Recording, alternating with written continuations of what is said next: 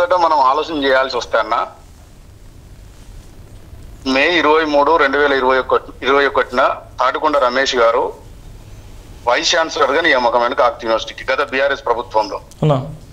అతను 10 సంవత్సరాలు నిండకుండాన్నప్పటికీ తన వ్యక్తిగత సొంత పూచికత్తు మీద నాకు 10 సంవత్సరాలు నిండున్నాయని ఇటు ప్రభుత్వాన్ని అటు గవర్నర్ ను మోసం చేసి సెల్ఫ్ అఫిడవిట్ ఫైల్ చేసి వీసీకి వచ్చిండు.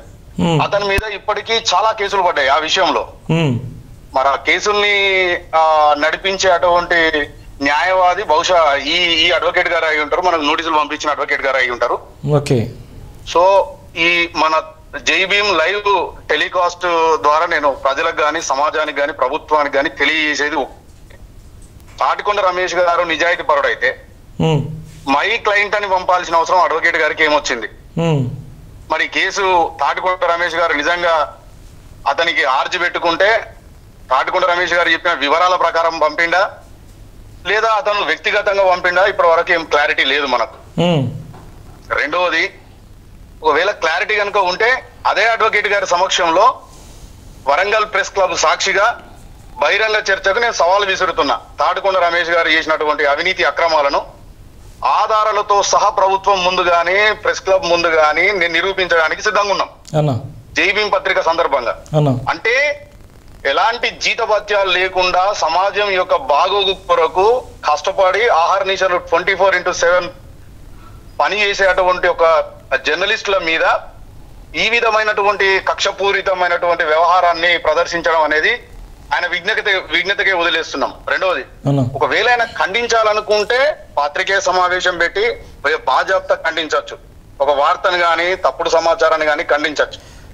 ఆధారాలన్నీ తను వ్యక్తిగతమైనటువంటి ఆధారాలు అయితేనేమో దాచుకోవడానికి అధికారం ఉంటది.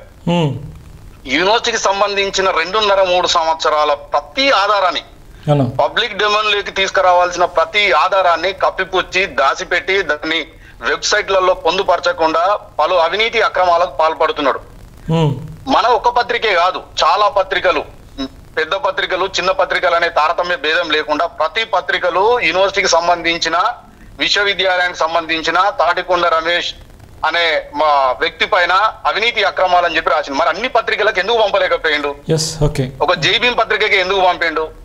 అంటే కక్షపూరితంగా వ్యవహరిస్తూ భూ కబ్జాదారులతో చేతులు కలిపి వాళ్ళతో భూ వ్యాపారం చేసుకుంటూ యూనివర్సిటీని భ్రష్టు పట్టించి విద్యార్థుల జీవితాలను నాశనం చేసి పరిశోధనను పార్ట్ టైం కే పరిమితం చేసి పరిశోధన విద్యార్థులకు తీవ్రమైన అన్యాయం చేసి వాళ్ళని విచక్షణరహితంగా దాడి చేయించి వాళ్ళని జైళ్ల పాలు చేసి వాళ్ళని కేసులు పెట్టించి ఈ రోజు ప్రభుత్వం ద్వారా ఉన్నత కమిటీ అనేది నిర్వహించబడ్డదంటే విశ్వవిద్యాలయం యొక్క పరువు ప్రతిష్ట ఏ స్థాయికి దిగజార్చిండో మనకు స్పష్టంగా అర్థమవుతుంది.